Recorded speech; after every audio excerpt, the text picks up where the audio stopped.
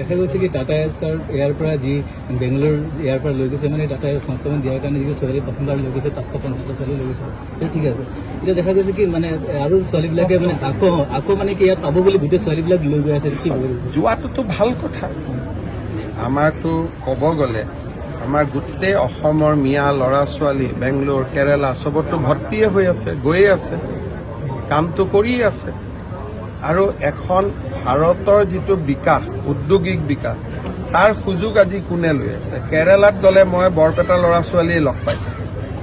এবাৰ কেৰালাত মই কৈছোঁ, মোক আহি কৈছে দাদা আমি বৰপেটীয়া, কলগেছিয়া, জনিয়া। ভাৰতখনতো আমাৰে, গতিকে অকল এই গোটেই সুবিধাবিলাক কমোৱা মুছলমান মানুহখিনিয়ে লোৱাৰ জেগাত যদি আমাৰ হিন্দু মানুহখিনিয়েও লয় তাতনো বেয়া পাবলগীয়া কি আছে? গতিকে সেইটোতো আদৰণিহে জনাব লাগে যে আমাৰ মানুহে গৈছে, বাংগালুৰুত গৈছে, কাম কৰিছে, চল চক্ৰান্ত কৰি চাকৰি দিম বুলি বোলে মানৱ সৰবৰাহ কৰিছে, তেতিয়া বেলেগ কথা। চাকৰি কৰিবৰ কাৰণে যদি কোনোবা ইয়াৰ পৰা মানুহ গৈছে তাততো এইটো আমি আদৰণিহে জনাব লাগে। ঘৰত ইয়াত যদি ৩,০০০ টকা ইনকাম পোৱা নাই, ২০,০০০ টকা ক'ৰবাত গৈ কাম কৰি আছে, ভাৰতখনতো আমাৰে হয়। গতিকে আমাৰ দেশত আমি নগৈ কোনে যাব?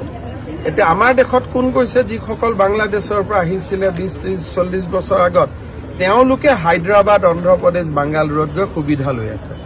তাৰ জেগাত আমি দাস কলিতা মানুহবিলাকেও সুবিধা ল'ব লাগে, একোতো বেয়া কথা নহয়।